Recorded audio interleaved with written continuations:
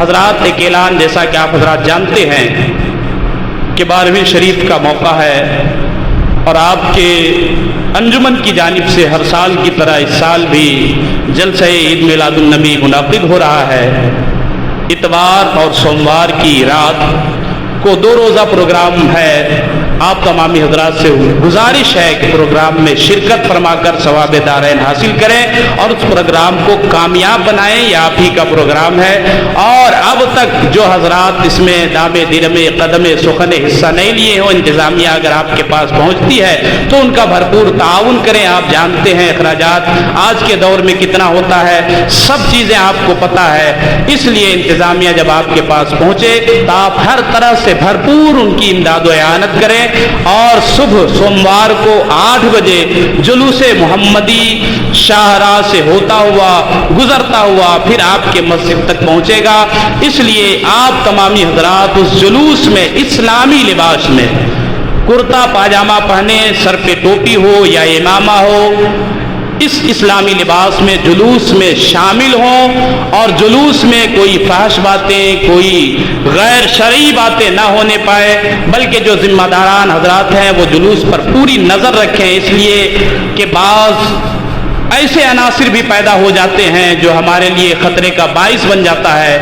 اس لیے ان سب چیزوں پر نگاہ رکھنے کی ضرورت ہے۔ جلوس والے دن آپ حضرات جو بھی دکاندار ہیں برائے مہربانی اپنی اپنی دکانوں کو بند رکھیں گے جب تک جلوس ختم نہ ہو جائے، اس لیے کہ جہاں ایک ہندوستان کی ہماری آزادی ہوئی ہے تو ہم اس دن پورے دن چھٹی مناتے ہیں، اپنے دیش کا جھنڈا پھہراتے ہیں، لیکن ساری انسانیت کو جس دن آزادی ملی، ساری انسانیت جس دن ظلم و بربریت سے نجات پائی، اس دن آپ اپنے نبی کے نام پر، اپنے محبوب کے نام پر، اپنے حبیب کے نام پر اپنے کاروبار کو بند رکھ کر نبی کونین کے جلوس میں شامل ہو۔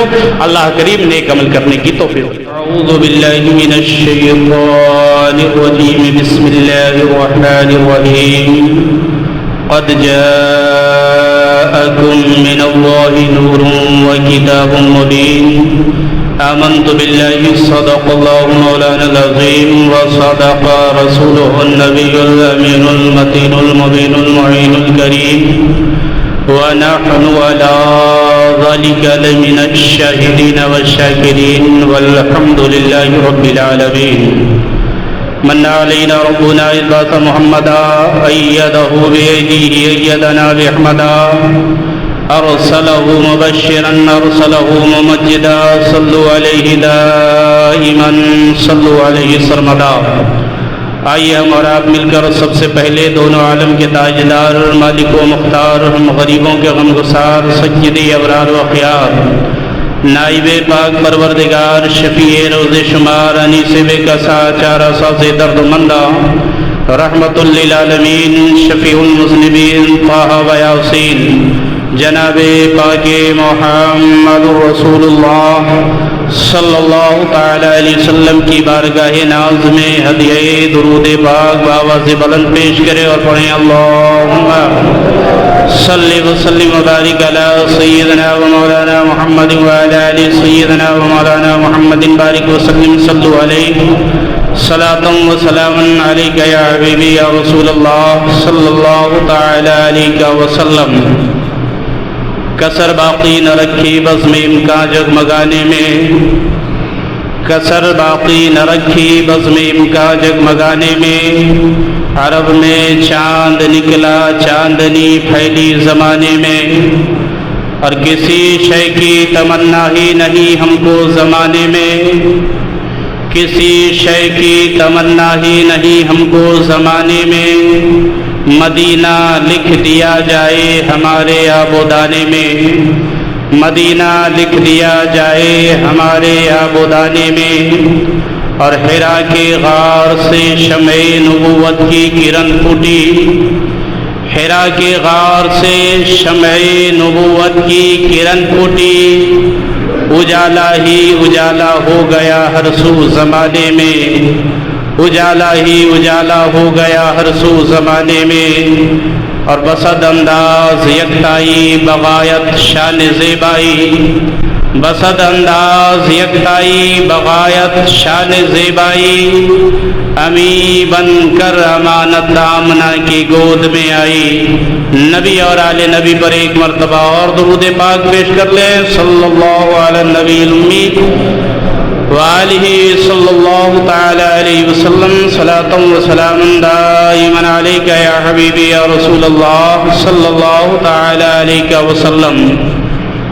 حضرات محترم، پچھلے جمعہ میں نے نبی کونین صلی اللہ علیہ وسلم کی نور مبارک کی بات کی تھی۔ حضرت سیدنا جابر رضی اللہ تعالیٰ عنہ بارگاہ مصطفیٰ میں حاضر ہیں، بارگاہ نبی میں سوال کرتے ہیں، یا رسول اللہ، اللہ تبارک و تعالیٰ نے سب سے پہلے کس چیز کو پیدا فرمایا؟ آقا کریم صلی اللہ تعالی علیہ وسلم ارشاد فرماتے ہیں، جابر، اللہ تبارک و تعالی نے سب سے پہلے تمہارے نبی کے نور کو پیدا فرمایا اور پھر اس نور سے ساری کائنات کی تخلیق فرمائی۔ تو اللہ تبارک و تعالی نے سب سے پہلے جس چیز کو پیدا فرمایا وہ نبی کونین صلی اللہ تعالی علیہ وسلم کا نور ہے۔ آقا کریم صلی اللہ تعالی وسلم کا نور سب سے پہلے پیدا ہوا، رب کائنات نے سب سے پہلے تخلیق فرمائی۔ یہی وجہ ہے کہ آقا کریم صلی اللہ تعالی علیہ وسلم حدیث قدسی میں ارشاد فرماتے ہیں کہ خالق کائنات ارشاد فرماتا ہے، لولا کا لما خلقت الافلاک، اے محبوب، اگر آپ کو پیدا کرنا مقصود نہ ہوتا تو میں یہ آسمان کو نہ بناتا۔ دوسری حدیث میں میرے نبی نے ارشاد فرمایا کہ اللہ تبارک و تعالی فرماتا ہے کہ لولا کا لما خلقت الدنیا، اے محبوب، اگر آپ کو پیدا کرنا مقصود نہ ہوتا تو میں یہ دنیا کو بھی نہ بناتا۔ اور تیسری حدیث پاک میں آقا کریم صلی اللہ تعالی وسلم ارشاد فرماتے ہیں کہ رب کائنات ارشاد فرماتا ہے، لولا کا لما خلقت الربوبیہ، اے محبوب، اگر آپ کو پیدا کرنا مقصود نہ ہوتا تو میں اپنے آپ کو ظاہر نہیں فرماتا، میں اپنے آپ کو رب نہیں کہلواتا۔ پتہ یہ چلا کہ زمین بنی نبی کے صدقے میں، آسمان بنا نبی کے صدقے میں، شجر و حجر بنے نبی کے صدقے میں، شمس و قمر بنے نبی کے صدقے میں، شجر و حجر بنے نبی کے صدقے میں، برگ و ثمر بنے نبی کے صدقے میں، ساری کائنات کی تخلیق ہوئی آقا کریم کے صدقے میں، ہم اور آپ آئے نبی کونین کے صدقے میں، سارے جہان کو رب کائنات نے پیدا فرمایا اپنے محبوب کے صدقے میں، ساری کائنات کو رب کائنات نے وجود بخشا اپنے محبوب کے صدقے میں، ساری کائنات میں یہ جو روشنی پھیلی ہوئی ہے یہ میرے نبی کا صدقہ ہے۔ نبی کونین کے صدقے میں ہم آئے، نبی کونین کے صدقے میں آپ آئے، نبی کونین کے صدقے میں ساری کائنات کی تخلیق ہوئی، نبی کونین کے صدقے میں زمین کا فرش بچھایا گیا، نبی کونین کے صدقے میں آسمان کا شامیانہ لگایا گیا، نبی کونین کے صدقے میں ستاروں کی قمقماہٹ سجائی گئی، نبی کونین کے صدقے میں چاند بنائے گئے، نبی کونین کے صدقے میں سورج بنائے گئے، نبی کونین کو بھیجنا مقصود تھا، اس وجہ سے اللہ تبارک و تعالیٰ نے اس کائنات کی تخلیق فرمائی، ساری کائنات کو نبی کونین کے صدقے میں اللہ تبارک و تعالیٰ نے پیدا فرمایا۔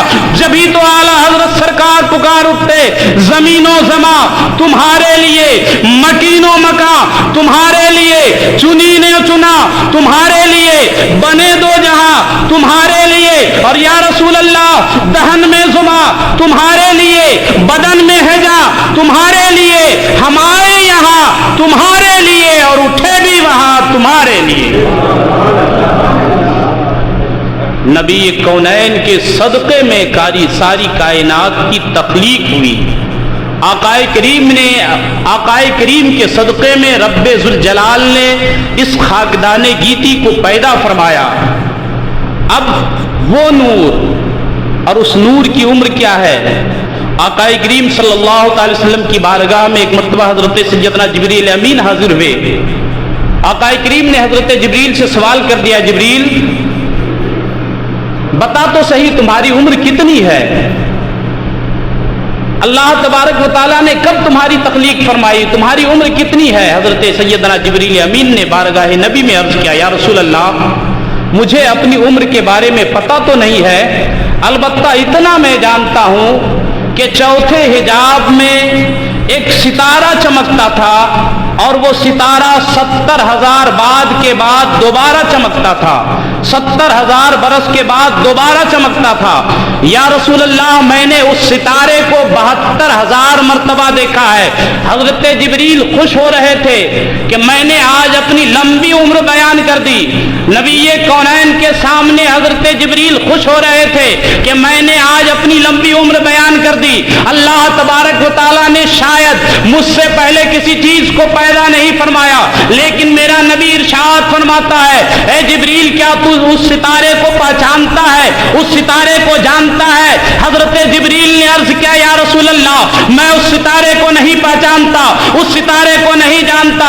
میرے آقا صلی اللہ تعالی علیہ وسلم ارشاد فرماتے ہیں, اے جبریل سنو سنو, وہ ستارہ کوئی اور نہیں تھا بلکہ 70,000 برس کے بعد جو ستارہ 72,000 مرتبہ چمکتا ہوا تو نے دیکھا ہے, وہ ستارہ کوئی اور نہیں ہے, وہ میں محمد الرسول اللہ کی ذات ہوں جو اللہ تبارک و تعالیٰ نے میرے نور کو چوتھے حجاب میں رکھا تھا. وہ ستارہ چمکنے والا کوئی اور نہیں ہے بلکہ تیرے محبوب کا نور ہی ہے. اے جبریل میں ہی وہ ستارہ تھا. میرے محترم بزرگوں اور دوستوں, اب آپ اندازہ لگا سکتے ہیں کہ نبی کونین صلی اللہ تعالی وسلم کی نورانی عمر کتنی تھی. حالانکہ آقا کریم صلی اللہ تعالی وسلم کو اللہ تبارک و تعالی نے اس خاکدان گیتی پر لباس بشر میں بھیجا. لباس بشر میں بھیجنے کا مقصد کیا تھا؟ کیونکہ نور نبی سے کوئی شخص آنکھ ملا نہیں سکتا تھا, اور آقا کریم کو لباس بشر میں بھیجنے کا مقصد رب کا یہ تھا کہ میرا محبوب دنیا میں جائے, لوگوں کے درمیان میری بات پہنچائے, میرے ایک ہونے کی گواہی دے, اپنی رسالت کی گواہی دے, لوگوں کو دین متین کی طرف بلائے. اگر میرا نبی نور ہی رہتا تو کسی بشر میں اتنی طاقت نہیں تھی کہ نبی کونین کے نور سے اپنی آنکھوں کو ملا سکتا تھا. اللہ تبارک و تعالیٰ نے اپنے محبوب کو لباس بشر میں اس لیے بھیجا تاکہ لوگ آپ کے قریب آئے, آپ کی باتیں سنیں, آپ کے دین میں داخل ہو, ایک اللہ کی بندگی کرے, آپ کی رسالت کا اقرار کرے. اور جب یہ لوگ ایسا کریں گے تو اللہ تبارک و تعالیٰ راضی ہو جائے گا اور خالق کائنات اسے جنت عطا فرما دے گا. میرے محترم بزرگوں اور دوستو, اب وہ نور مبین کو اللہ نے حضرت آدم کی پیشانی میں رکھا. حضرت آدم کی پیشانی سے وہ نور پشت در پشت منتقل ہوتا ہوا حضرت سیدنا ابراہیم خلیل اللہ کی ذات اقدس میں پہنچتی ہے. شیطان روز ازل سے حضرت انسان کا دشمن ہے. وہ ہر ممکن کوشش کرتا ہے کہ انسان کو بھگائے. اس کے پاس جتنے حربے ہوتے ہیں تمام حربوں کو وہ استعمال کرتا ہے کہ انسان خدا کی یاد سے غافل ہو جائے, خدا کو بھول بیٹھے, خدا کی بندگی سے منہ کو موڑ لے. ہر حربے کو وہ استعمال کرتا ہے, اور اس نور پاک کو مٹانے کے لیے شیطان نے ہر ممکن کوشش کی. حضرت ابراہیم کو آگ میں ڈلوایا.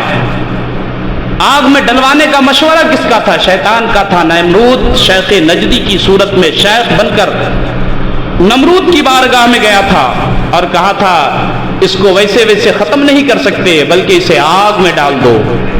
شیطان خوش ہو رہا تھا کہ حضرت ابراہیم کو آگ میں ڈالا جائے گا, حضرت ابراہیم آگ میں جل جائیں گے, اس نور کا خاتمہ ہو جائے گا جس کو اللہ تبارک و تعالیٰ نے حضرت آدم کی پیشانی میں رکھا تھا. وہ نور منتقل ہوتا ہوا حضرت ابراہیم خلیل اللہ کی پشت انور میں پہنچا تھا.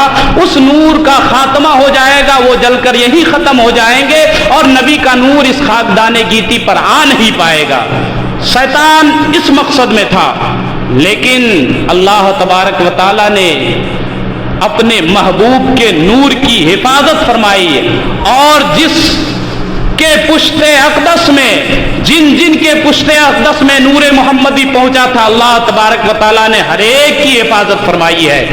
हजरत इब्राहिम को आग में डाला गया, उसी नूर की बरकत से हजरत इब्राहिम पर आग गुलजार हो गई।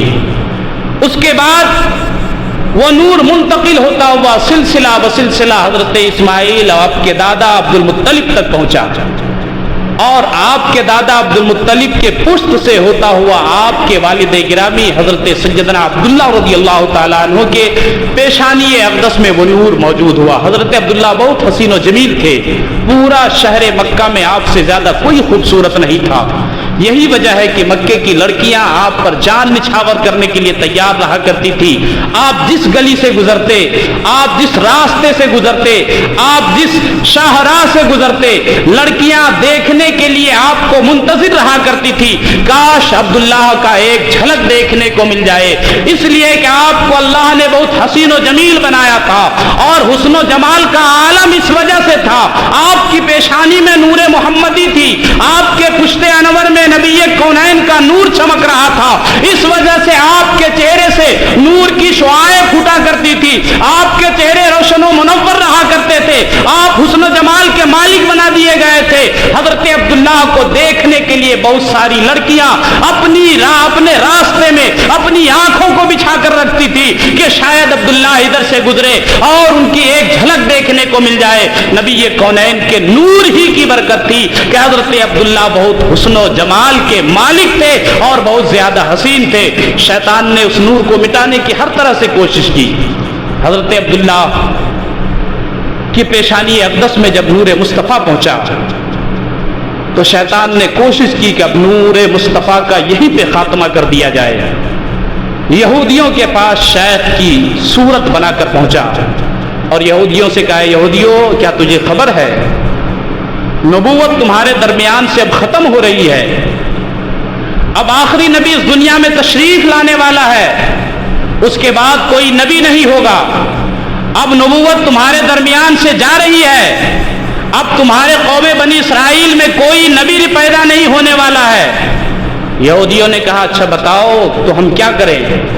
कहा, देखो अभी उस नूर का दुनिया में वजूद नहीं हुआ है, वो नूर बाप की पेशानी में मौजूद है, अगर तुम उसके बाप को कत्ल कर दो तो उस नूर का खात्मा हो जाएगा, वो नूर दुनिया में आ नहीं पाएगा और नबूवत तुम्हारे दरमियान बाकी रहेगी। शैतान ने उसको बरगलाया, बहकाया। यहूदी तैयार हो गए हजरत अब्दुल्ला की कत्ल के लिए।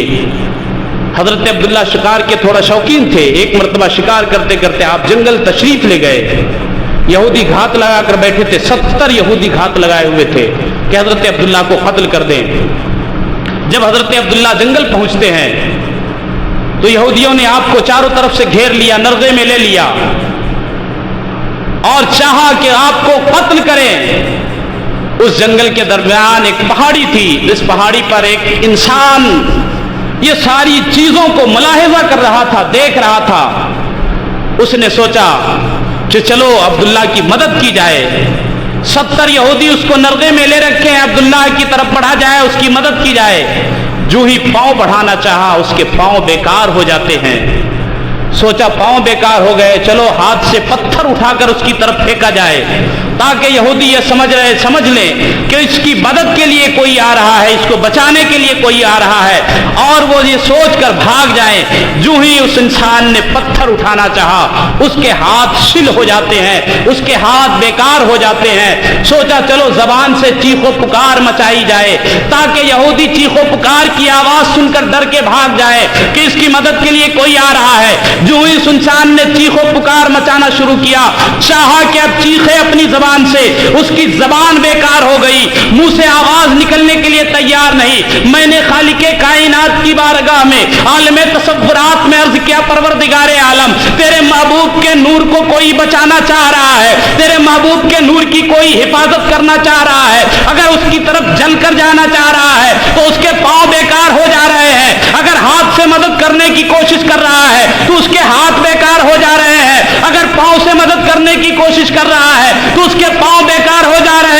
زبان سے مدد کرنے کی کوشش کر رہا ہے تو اس کی زبان بیکار ہو جا رہی ہے۔ پروردگار عالم ماجرا کیا ہے؟ تو خالق کائنات کی بارگاہ سے آواز ملتی ہے، اے سوال کرنے والوں سنو سنو، اگر اس انسان کو آج اپنے محبوب کے نور کی حفاظت کرنے کے لیے دے دیا جاتا، اپنے نور کی اپنے محبوب کے نور کی مدد کرنے کے لیے دے دیا جاتا، تو زمانہ تمہیں یہ کہتا کہ سنو سنو، تمہارے نبی کے نور کو تو فلاں انسان نے بچایا ہے، فلاں سردار نے بچایا ہے، اس لیے میں یہ نہیں چاہتا کہ میرے محبوب کے نور کی کوئی حفاظت کرے۔ ارے میرے محبوب کا نور جس کے پاس ہوگا وہ نور خود اس کی حفاظت کرے گا، اس لیے کہ وہ نور میرے نور کا حصہ ہے۔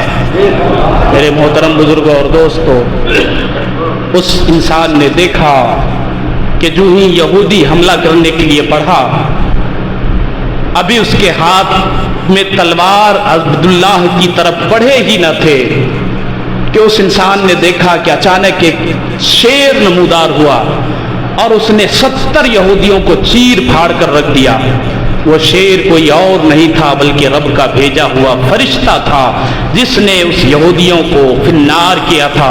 میرے محترم بزرگوں اور دوستو، کہنے کا حاصل یہ ہے کہ نبی کونین صلی اللہ تعالی وسلم کا نور پاک جس کے بھی پشت اقدس میں رہا، جس کی بھی پیشانی میں رہا، اس نور نے اس کی حفاظت فرمائی ہے، بلکہ اس نور نے اس کے ہر مقام پر، ہر موڑ پر رہنمائی کی ہے۔ اور لوگ ایک بات کو غلط سمجھتے ہیں کہ حضرت عبداللہ آپ کے والد ماجد معاذ اللہ مومن نہیں تھے، بلکہ کتابوں میں مذکور ہے کہ نبی کونین کا نور جن جن کی پیشانی اور پشت انور سے ہوتا ہوا حضرت عبداللہ تک پہنچا تھا، سارے کے سارے موحد تھے، سارے کے سارے ایک رب کی ذات پر ایمان رکھنے والے تھے، اور سارے کے سارے نبی کونین صلی اللہ تعالی وسلم کے نور کی وجہ سے محفوظ و مامون رہے اور ایک رب کی عبادت کرنے والے تھے، بلکہ ان لوگوں نے کبھی بھی اپنی پیشانی کو کسی بت کے آگے